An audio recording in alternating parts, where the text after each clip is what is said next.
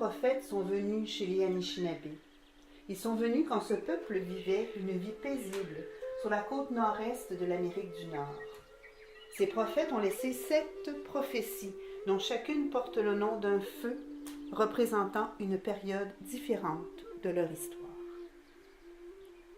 Le premier prophète dit au peuple: dans la période du premier feu, la nation Anishinabé s'élèvera et suivra la voie du coquillage sacré de la loge du Midi-Wiwin, qui servira de point de rassemblement au peuple où ils pourront puiser leur force dans la tradition.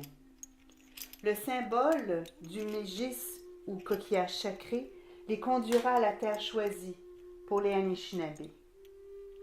La société du Midi-Wiwin consiste en une société de médecine à l'enseignement sacré des Ojibwés, préservant leur précieuse sagesse au fil des siècles.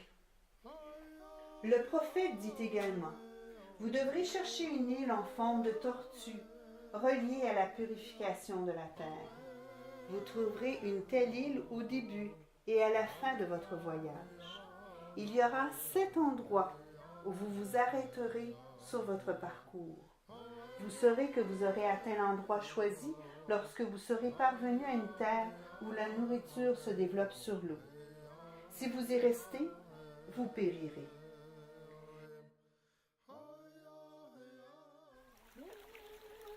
Le deuxième prophète dit au peuple: vous reconnaîtrez le deuxième feu, puisqu'en ce temps-là, la nation sera cantonnée près d'une grande étendue d'eau. Alors la direction du coquillage sacré sera perdue.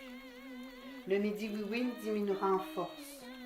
Un garçon naîtra pour amener le peuple vers la voie des traditions. Il montrera le chemin vers le futur du peuple Anishinabé. Le troisième prophète dit au peuple: pendant le troisième feu, les Anishinabés trouveront la voie vers leur terre choisie, plus à l'ouest de celle où la nourriture pousse sur l'eau. Ceci fait référence à la terre autour des grands lacs, où le riz sauvage poussait en abondance. Le quatrième feu fut originellement révélé au peuple par 2 prophètes. Ils ont parlé de l'arrivée des hommes à la peau blanche. L'un des prophètes dit: vous connaîtrez le futur de notre peuple par le visage que les Blancs afficheront. S'ils viennent en portant le visage de la fraternité, alors fleurira une période de merveilleux changements pour plusieurs générations. Les Blancs apporteront de nouvelles connaissances et des objets qui pourront enrichir la culture de ce pays. De cette façon, 2 nations s'allieront pour créer une unité puissante. Vous reconnaîtrez le visage de la fraternité si les Européens viennent sans armes, se présentant en apportant uniquement leurs connaissances et une poignée de main amicale. L'autre prophète toutefois dit: méfiez-vous si les Blancs débarquent en affichant le visage de la mort. Vous devrez faire attention parce que le portrait de la fraternité et celui de la mort se ressemblent beaucoup. S'ils viennent en portant des armes, prenez garde. S'ils viennent souffrant, ils pourraient vous tromper. Leur cœur pourrait être rempli de convoitises pour les richesses de cette terre. S'ils sont véritablement vos frères, ils devront vous le prouver. Restez aux aguets. Vous saurez que le visage qu'ils affichent est celui de la mort si les rivières sont empoisonnées et si les poissons deviennent impropres à la consommation. Vous connaîtrez alors leur véritable dessein par ces multiples signes. À l'arrivée du 5e prophète, ces mots furent révélés au peuple. Pendant la période du 5e feu, viendra un temps de grande difficulté qui affectera la vie de tous les autochtones. Quand les signes de ce feu apparaîtront, une personne arrivera et promettra une grande joie et le salut. Si le peuple accepte ces promesses d'une nouvelle façon de vivre et abandonne les enseignements anciens, alors les difficultés du 5e feu resteront avec le peuple pendant plusieurs générations. Les serments qui vous seront faits se révéleront tous faux. Ceux qui accepteront ces présages causeront l'affaiblissement du peuple. Cette partie de la prophétie se vit confirmée à la venue des missionnaires et des commerçants marchands européens qui mirent en place un système de troc et de commerce tout en évangélisant les Autochtones. Le 6e prophète dit au peuple: pendant cette période, le mirage européen du 5e feu sera enfin découvert comme un mensonge. Ceux qui auront été trompés par ces déclarations éloigneront leurs enfants des enseignements des sages.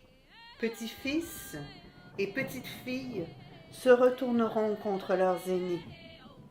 Ainsi, les sages perdront leur raison de vivre et n'auront plus aucun rôle dans la vie. Pendant cette ère, une nouvelle maladie fera son apparition parmi le peuple, ce qui mettra en danger la vie de plusieurs. La coupe de la vie sera presque renversée et perdra son goût original pour porter celui de l'amertume. Cette prophétie révèle au peuple l'arrivée de la marginalisation, de la ségrégation et de l'assimilation. Lorsque la prophétie se réalisa, de grandes difficultés survinrent dans la vie de tous les Autochtones. Les Blancs lancèrent des offensives militaires contre ceux-ci dans tout le pays pour s'emparer de leur terre. Les Européens, seulement intéressés par le matériel et par les richesses inhérentes au mode de vie des Blancs, trompèrent les Autochtones à de maintes reprises. Tous avaient perdu volonté et raison de vivre. Au milieu de cette période confuse, il est dit qu'un groupe de visionnaires vint chez les Anishinabés et rassemblèrent tous les prêtres de la loge du Midi-Wewin afin de leur dire que leur culture ancestrale était menacée. Ils recueillirent alors tous les objets sacrés et les écrits religieux pour les placer en sécurité à l'intérieur d'une bûche taillée dans l'arbre de fer. Pour cacher celle-ci, on envoyait des hommes creuser un trou dans la falaise la plus proche et enterrer la bûche là où personne ne pourrait la retrouver. C'est ainsi que les enseignements des sages furent cachés, mais toujours gardés en mémoire. Il est dit que le jour où les indigènes pourront pratiquer leur religion sans avoir peur, alors un petit garçon aura un rêve indiquant où la bûche se trouve. Il guidera alors son peuple à cet endroit.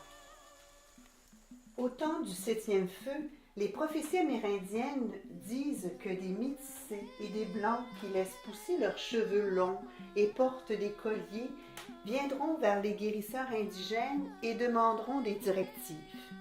Il est annoncé qu'ils reviendront comme le peuple de l'arc-en-ciel, dans des corps de différentes couleurs, rouge, blanc, jaune ou noir, et qu'ils s'uniront pour aider à restaurer l'équilibre de la terre.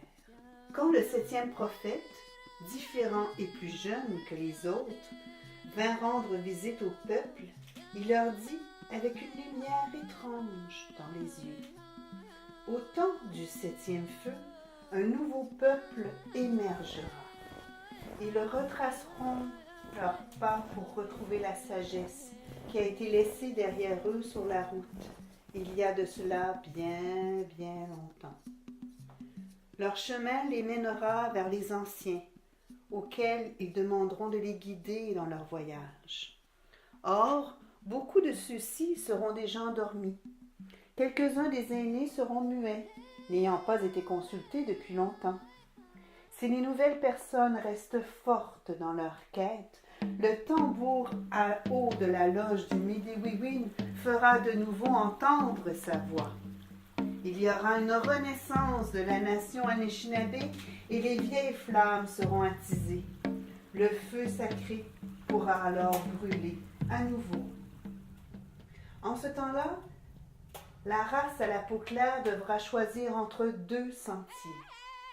Un de ceux-ci est la voie de l'avidité, et de la technologie sans sagesse et sans respect pour la vie. Ce chemin représente une course à la destruction imminente. L'autre voie est celle de la spiritualité, un sentier plus lent, impliquant le respect pour toutes les choses vivantes. Lorsque le sentier spirituel sera enfin choisi, il sera alors possible d'allumer un autre feu. Le 8e consistera au début d'une longue période de paix, de croissance saine et de respect pour notre Terre-Mère. Écoute-la.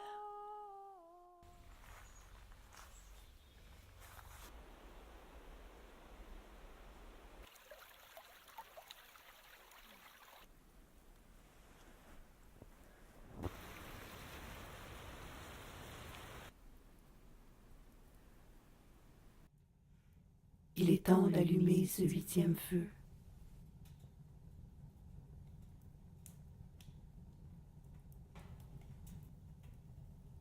Il est temps.